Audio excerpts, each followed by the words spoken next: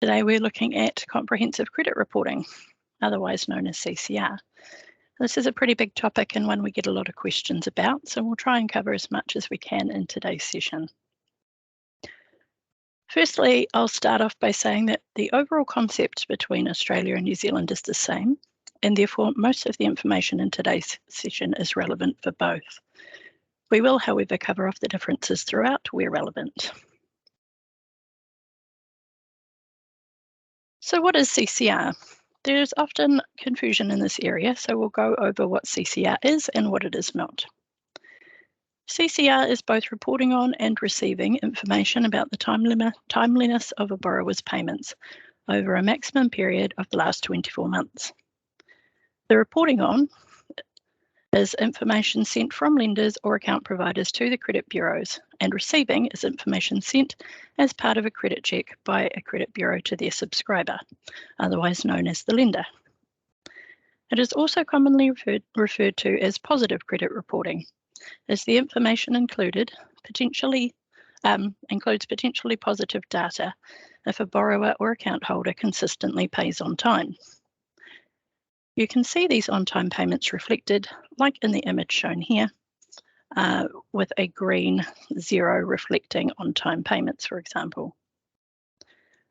These ratings impact an individual's overall credit score, however, so if they're not paying on time, a negative impact will be seen. There is also the ability with CCR to report where an individual is in financial hardship, which we can see reflected here with the little h. The snippets in this image are from the account status page in FinPower Connect, but we will cover more on that soon. There are two facets to CCR: receiving an individual's data as part of their credit check and sending data as part of the agreement between the finance company as subscriber and the credit bureau or bureaus as the supplier, known as the principles of reciprocity. These principles, along with other reporting guidelines, are documented by RCANZ in New Zealand, which stands for the Retail Credit Association New Zealand, and ARCA in Australia, which is the Australian Retail Credit Association. The roles of these associations is to provide a set of agreed standards for each lender and bureau to abide by, based on the applicable legislation surrounding both lending and privacy. It also provides a forum within which retail credit issues or proposed changes can be discussed and provides a bridge between lenders and credit bureaus alike. Some of the more prominent rules include things like a lender disclosing to their borrower that they will be sharing their repayment history as part of their comprehensive credit reporting initiative, as part of their responsibilities involving privacy and the handling of information. There are rules around the quality of data, including address formatting and the use of special characters to make the pool of data as accurate as possible, and around how corrections of incorrect data must be handled. It includes rules around the reporting of financial hardship, credit bureau defaults, and having a countrywide universal format that each bureau must be able to accept for receiving CCR data from a lender or account provider. One of the key rules for CCR, however, as mentioned previously, is the principle of reciprocity. In other words, to receive comprehensive credit data on a credit inquiry for an individual borrower, the lender must also be submitting data for eligible loans on its books to add to the pool of data available with the bureaus. Looking at this example here, we can see a segment from a credit inquiry run via FinPower Connect with Centrix New Zealand, showing a 24-month snapshot of repayment history. This block shows a separate history rating for each month within that 24-month period. This continues to cycle through, so each month that passes, the older month drops off and the latest period is added. For example, this credit check is a bit old, but shows 24 months between April 2021 and May 2019, which means this credit check was accurate as at May 2021. What this also means is that each month a lender must supply a batch file with the monthly data for all eligible loans containing the history rating information for that period. This process is what keeps the flow of data cycling through. We can also see here other information, such as the type of account it is, in this case a mortgage, when it was opened, and a legend explaining what each of the history ratings mean. And at the top, an aggregated account summary. How this block appears does differ slightly from bureau to bureau, but the core information remains the same. In the case of this example credit check, we can only see one account. However, if the borrower had 5 accounts with different providers being reported on, the lender receiving the credit check would see all 5, each with their own table showing individual monthly ratings for the past 24 months. If we ran a credit check today, we'd see December 22 backwards until January 2021. This is an example of an Australian credit check from Equifax, showing what the block in Australia looks like. As you can see, the formatting is a little bit different, but the core information is the same. Credit provider, account type, original credit, and a legend explaining what each of these mean.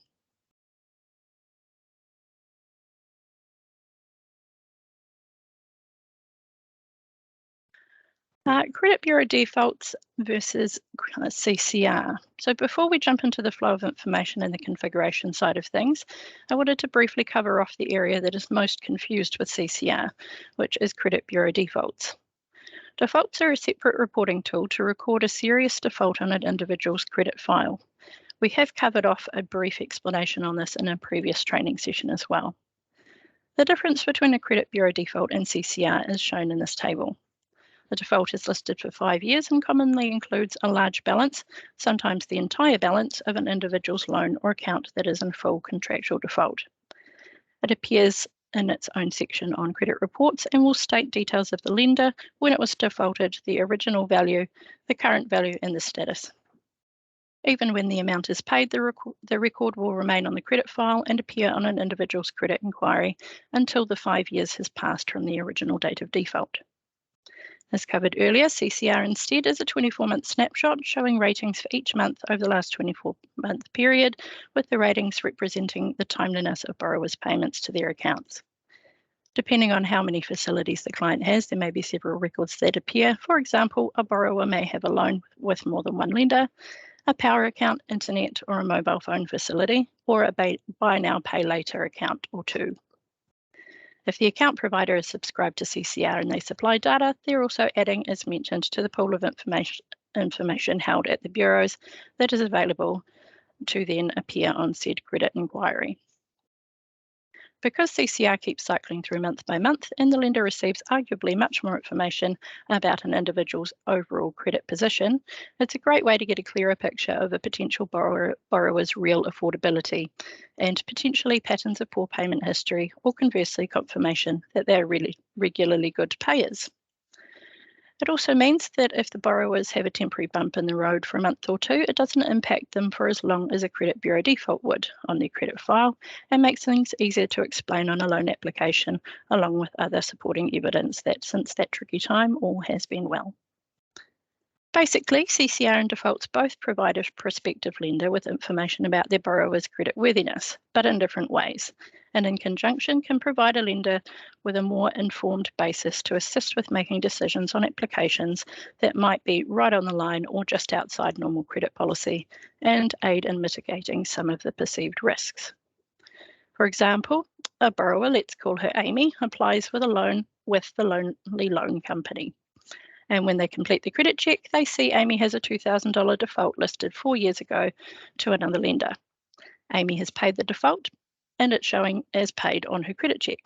Normal credit criteria for the Lonely Loan Company states that any application with a default recorded within the last 2 years is an automatic decline, but over and above that requires credit manager discretion, with approval requiring an otherwise immaculate recent credit history and good bank account conduct. The credit manager reviews the credit check and can see Amy's default is paid but won't drop off her credit file for another year. Amy also shows 4 CCR records: her power provider, a buy now, pay later facility, her internet services provider, and a credit card. All 4 accounts have a 0 green up-to-date status ratings for the past 24 months, showing Amy now appears to be a good payer. The credit manager double checks Amy's application and can see Amy has listed 3 of these accounts on her statement of position. Her declared figures are pretty close, and the one that hadn't appeared was her buy now, pay later facility. The credit manager is able to query this with Amy, who states she didn't think of it as a debt to declare because of its short-term nature, but provided further evidence to the lonely loan company to confirm the limit is low, and in conjunction with the CCR history showing on-time payments, the credit manager decides to approve Amy's loan. While potentially the lonely loan company would have picked up some of the information via Amy's bank statements, the CCR block is a great snapshot showing a longer history than the typical 3 months bank statements would show, and can potentially give confidence or weight to an on-the-line approval. We're not covering defaults any further in depth today, other than to say these are managed differently via FinPower Connect. In New Zealand, they can be uploaded on a regular basis via an API using the Credit Bureau default wizard in FinPower Connect for Equifax and Centrix. Alien are updated via an online portal currently external to FinPower Connect. In Australia, there's no current API integration, though a lender can choose to include the default information within their CCR batch. Another reason I wanted to cover this today. However, as these batches are monthly, it may not be the ideal solution depending on their business requirements. Defaults are best updated more frequently, especially where the update involves a payment to clear a default in full. This is to prevent issues where defaults are listed as unpaid on a credit check when in reality they were paid within the last month, for example. However, if the bulk loading or updating for defaults is required, this is an option.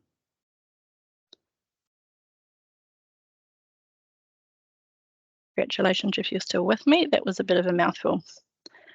So now that we've covered what CCR is and clarified Credit Bureau defaults, it's time to get into the FinPower Connect side of things.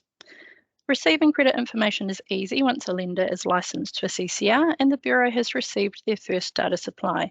The information will, in most cases, simply start appearing on credit inquiries requested via FinPower Connect. What I mean by most cases is that when an individual credit inquiry is requested, there's no specific option to tick or choose to request comprehensive data to be returned. You proceed as normal, and when licensed, it will just simply appear on the report.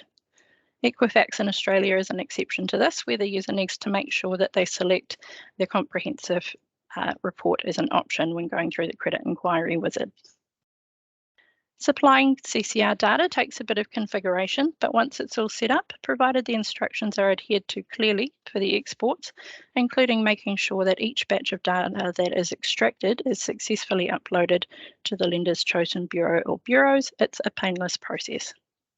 The overall process looks like this. We have a script called the AP.CCR history script that sets the history ratings, which can be viewed by a user on the account's status page. This is run with the account processes each day. Older versions of the script are known as the AP.Histrat script. However, we've recently renamed this to differentiate between the sample script supplied with FinPower Connect and the special CCR version. We have another script that is run to create the batch of data, which is then subsequently uploaded to the credit bureaus. And this is run from the process menu under Comprehensive Credit Report Export. This is run for an initial batch first, which exports the last 24 months history, depending on some settings, which we'll go through soon, in one large batch, and then is used for monthly ongoing periodic batches, and in some case corrections.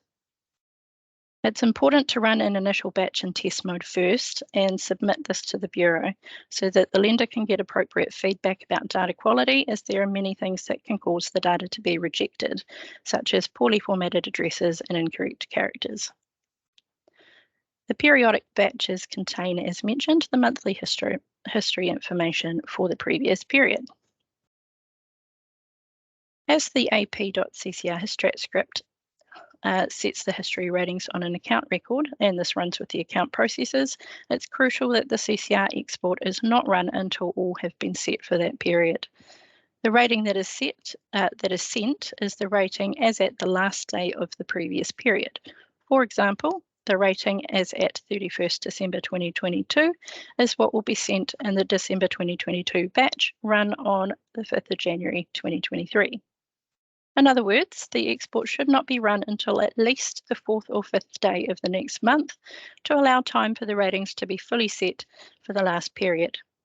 This ensures that any non-business days and public holidays where the account processes may be delayed or incoming payments may also be delayed, which could impact the rating, will be considered. We have another menu option to import any errors that are returned in file form from the Bureau, which is called the Comprehensive Credit Report Import, and this allows the improving of data quality and correction of errors where applicable. Down to the finer points now for the initial configuration. This image shows the areas requiring some configuration for CCR. This has recently been added to the CCR document that gets sent out with the script packages and can be used as a tool to mentally check off that each configuration step has been completed. The document is very comprehensive in terms of detailing each option that requires setting, and the scripts themselves include hints for additional constants that can be utilised, which we'll go through as we come across them. Because each lender and their business practices are so different, the CCR solution was designed to be very versatile, allowing configurable options to suit a myriad of scenarios and processes. For example, the ability to override a history rating using ledgers, monitor categories, etc., depending on what the requirement is, either or both can work well as a hardship reporting option, for example. We'll go through the basics first and then get into the nitty-gritty with the script constants. The very first step is, of course, to ensure that the license has been updated to include the CCR add-on and then to import the scripts provided by Intersoft systems. These are supplied as packages which get imported from the File menu as opposed to the import options on the individual forms. There are New Zealand and Australian packages available. Sorry, as some of the options differ between the two data standards. Next, configure all the areas in this image shown as per the configuration document. The first is the account type settings, and there are 2 pages here that require configuration. The first is the general page. The credit type here needs to be set on each account type that will be reported on to either consumer or commercial. This solution currently only covers consumer. However, if commercial is set, if there is individuals and the constant is set to true, some will be reported, but we'll go through that in due course. Next, under the credit reporting settings header, the account type must be chosen. What appears in this list is determined by the information list imported as part of the CCR package, but the list can also be updated or maintained via the information list admin library. This list is one of the ones that differs between Australia and New Zealand, so it's important to make sure the right option is defined here. The lists themselves are pretty self-explanatory, but the lender will need to confirm exactly which the appropriate type to report is. Finally, on the other page, under the summary page options, you'll need to tick the Show History Rating Information box in order for users to physically see the history ratings that have been set on the account. This allows them to be viewable on the status page and the key details page. Next is the entity settings, and is where we need to set the information for the batch file. It's placed here so that in the case of multi-entity databases, separation is easy. Once licensed, the credit reporting page becomes available, and again, the configuration document goes through this page in detail. Essentially, what we need to set here depends on the following. Is the lender going to be supplying data to multiple bureaus? If yes, then the type must be set to custom. This is so that the universal formats can be used. The file name conventions. Included is the example showing smart tags to include the required fields for bureaus for simple uploading. Whether or not CCR is in test mode or not, as touched on earlier, it's important to run test batches first and send those to the Bureau for confirmation all is looking good with the data before performing the first proper initial batch.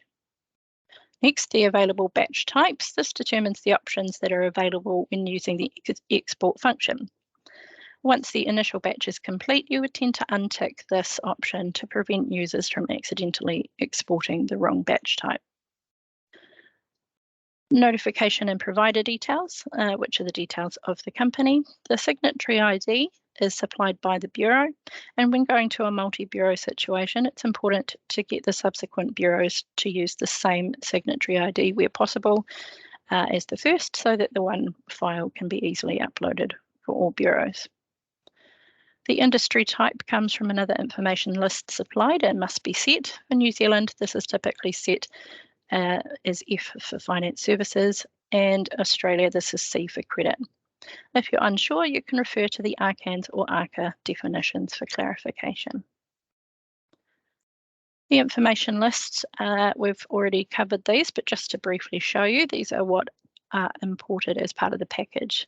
And if there's any changes to the data standards, they may require amending.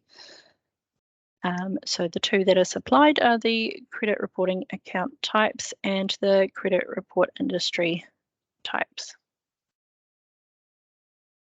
Global settings. Here's where we set the scripts provided in the package to their events. Without completing this step, CCR will not run. So on the accounts scripts page, as shown here, we set the AP.CCR hystrate script in the accounts process pre-event, and the OE.CCR for credit reporting, and the G.CCR response for the credit reporting import. This part is very simple, but absolutely vital.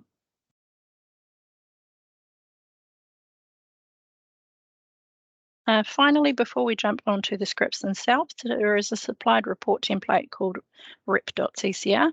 This doesn't require much specific customization, but is supplied with the CCR package, so I wanted to highlight it. The report provides the ability to run a FinPower Connect-based report on CCR batches if required, and it can be added as a report available in Report Explorer.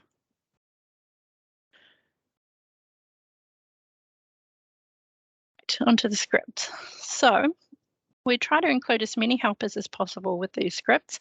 I thought I'd quickly point out some gotchas to aid in the configuration. As you can see here on the general page for the script, there's a little notes area that advises briefly where the script needs to be set and what the standard relatings translate to. Next, on the script code page itself, if we look at the green text, we can see some sample constants noted in here, which give a tip as to other ways overrides can be used, such as the history rating overrides for hardship. Personally, I find these really useful as I can see at a glance what we can override and how. So we can override based on ledger, monitor categories, user-defined fields, closed notes, and workflow types, etc. This is important to note as careful consideration here about the best constant use based on a lender's specific need is key to good and correct reporting. What I mean by this is that understand their processes first. If there's a need to override monthly statuses for hardship, we first need to understand what the lender's hardship process looks like. Often a lender approves hardship for a set period, say 3 months. So if the outcome of that is they need to report hardship for 3 months on the account, we must ask, how do we best achieve that in FinPower Connect? From the AP.CCR hystrate script, that part is easy. It's just a constant. We can see here in this example that we're using a monitor category called HSHIP. This simply means that any account with a monitor category B of HSHIP will report as an H for their monthly status. That's all well and good, but keep in mind other processes that the lender may have that automatically update these monitor categories of the same type and so on, as that will then subsequently, monitor category A, not B, sorry, as this will subsequently affect the CCR reporting. Hardship for Australia is different and was only recently introduced in July of 2022, and there's 2 different types of hardship reporting in Australia, one for a hardship variation and one for a hardship arrangement. There is a specific guide available on this as the configuration is a little bit more complex. But essentially in Australia, a variation for hardship is reported as a one-off status and is managed by the OE.CCR script, which we will get to. Shorter-term hardship arrangements will reflect a green H for hardship arrangements where a borrower is meeting their hardship obligations, and pink where they are not. The balance of the constants are relatively self-explanatory, but here is where we control things like delays for history processing to allow for public holidays, weekends, etc., so that the rating won't be set until all payments that will be received have been. This is why, as mentioned earlier, it's imperative the batch is not exported too early. Also set here are the grace days and whether the ratings are set using the contractual overdue days or current. Next, the OE.CCR script. So from time to time, the data standards will change to accommodate new legislation or rule changes, with the most recent being the addition of the hardship and buy now, pay later reporting changes in Australia.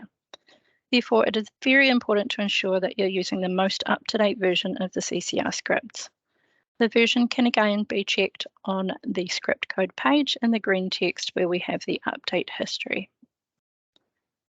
And more constant hints are also available here.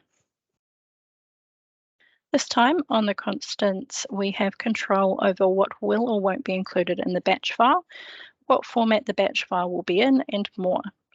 The first constant, for example, is a bulk exclude, although it's not showing here, sorry. But there is the availability if the lender wanted to exclude reporting on any accounts that are technically open in the database but not considered active, like bad debt or salvage accounts.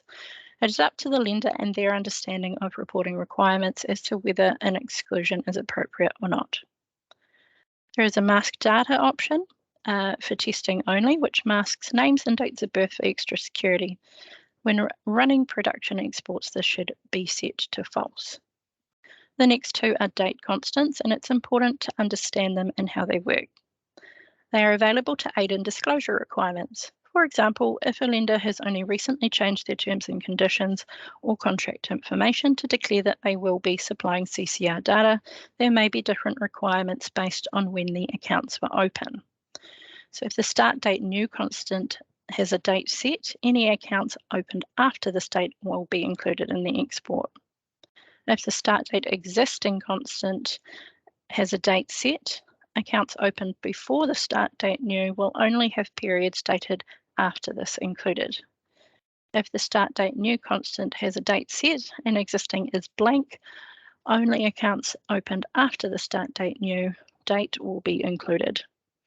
And if the start date new constant is blank and start date existing is set, all records will be included for payment periods after that date.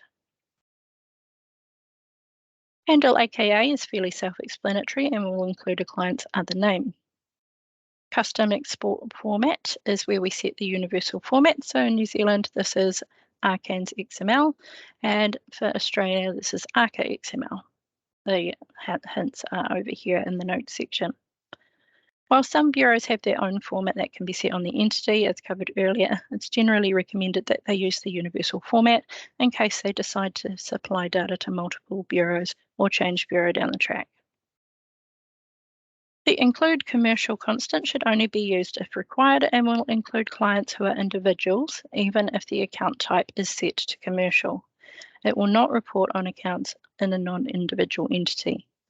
This is not to be confused with the Centrix commercial CCR reporting available in New Zealand, which is an entirely separate thing. Validate IDs is an important constant, and it's to check for individual characters and things like, invalid characters and things like the account IDs, and to add global unique identifiers to the account ID on the report to prevent duplicated values. Use unformatted addresses, covers CCR.